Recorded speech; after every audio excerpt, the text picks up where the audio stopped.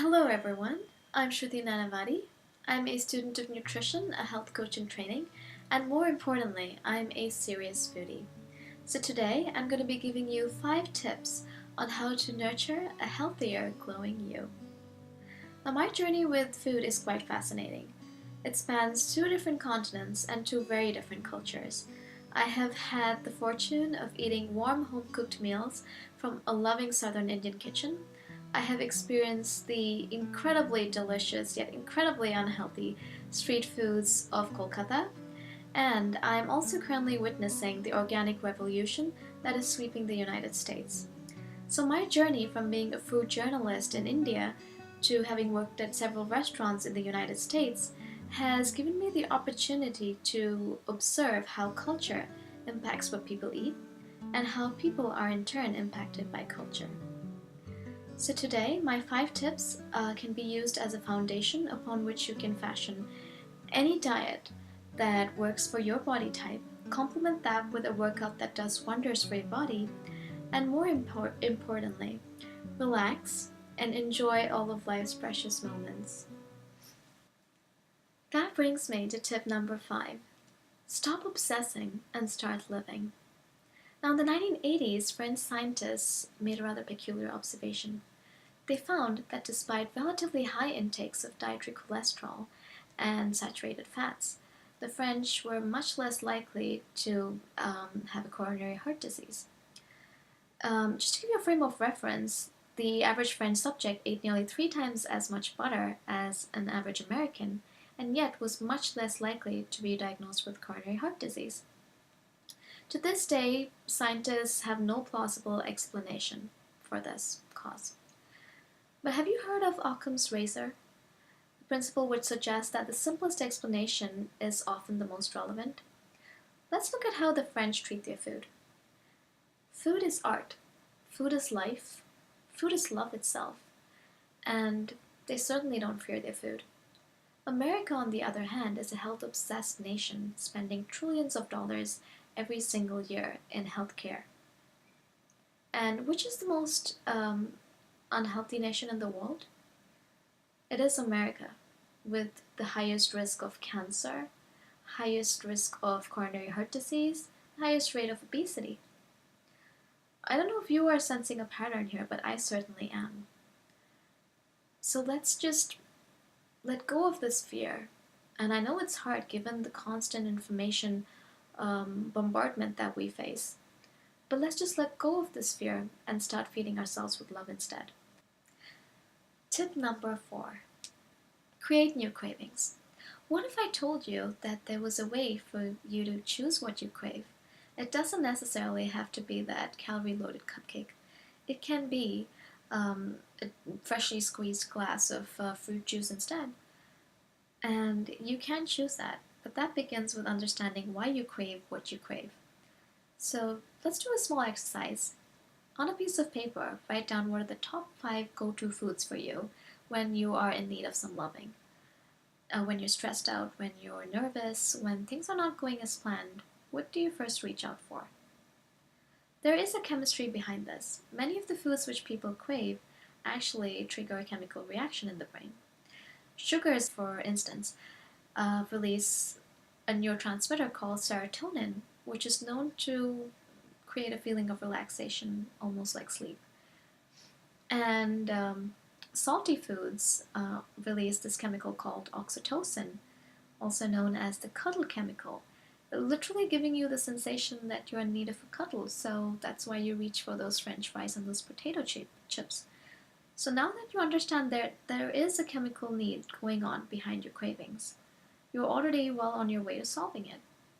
So take a look at the piece of paper that you have written down your go-to comfort foods on, and try to think about what the association is for you. For me, the go-to food, for example, was white rice for a long time. And no matter how much I read that this was so harmful for me, I just couldn't let it go. And then I understood that it really reminded me of home. And I grew up eating white rice, and I really took a lot of comfort from it. And understanding that association has really helped me moderate my portions with it. I haven't had to completely eliminate because I moderate it a lot with an adequate amount of fruits and vegetables and supplement it with physical activity. But at the same time, that has helped me change the association. And once you're able to change the association, like I did, you will either be able to, you'll find it easier to cut back, or you will simply be able to rule it out, or change the association, like I said in the beginning of this tip, into a much healthier one. Tip number 3, don't resist, for it will persist. Now, how many times have you been in the doctor's office when the doctor keeps talking about all the things that you shouldn't be eating? He says, no, don't go for those chocolate milkshakes, don't have those steak burgers, don't have French fries, don't eat those cookies. And up until that moment, you weren't thinking about these foods at all. But ever since he mentioned it, now that's all you want to eat. So that's basically my point over here. The more you try to resist it, the more you're going to be thinking about it. Instead, let's shift the focus on what you should be eating, and what you shouldn't be eating will automatically recede to the background. Think about all the delicious ways that you can incorporate a lot more vegetables in your daily diet. You can make delicious breakfast omelets loaded with vegetables like spinach and mushrooms. You can saute, steam. I love sauteing too. It adds a bit of crispness to the vegetables. You can juice, you can make soups, you can make smoothies, so you have all the fiber. At the same time, there are so many delicious ways to make healthy foods taste fantastic. Tip number 2, shop with zing and cook with zen. Now, what do I mean by that? Well, just make your monthly trip to the grocery store a lot of fun. Think of ways in which you can involve the family, and you can just make it an activity where everyone can participate. Um, if you have children, you can even create little games around it. For one, I know that my husband really does not enjoy coming shopping, so I created a game. And he loves this game. It's how quickly can we get this done and get out of here? So, whatever works for you, just make it fun, make it happen. And make sure that you get your whole family in on this experience. And as far as cooking with Zen, create an atmosphere of Zen, because this is the place where you are putting all this good energy into your food. So I love lighting candles, having potted plants, and playing light music while I cook. And while I cook, I also do this little exercise where I imagine all of the positive energy and all of the love flowing from my fingertips into the food. And I don't know, but it really does give a little something something. The food tastes delicious every time I do that. This brings me to my last tip. Tip number 1. Sit down, savor it, share it. Now, in the animal kingdom, we are the only mammals which have the dining experience. All other mammals simply feed. So I think we should really make the most of it. Take that time off, at least one meal a day, away from the television, sit down, have a conversation, and really cherish every morsel that we put into us. I think I have to quote Shakespeare here from Merchant of Venice, where he said about the quality of mercy, it is twice blessed. It blessed him that gives and him that receives. And food is the same way. Share it with someone you love.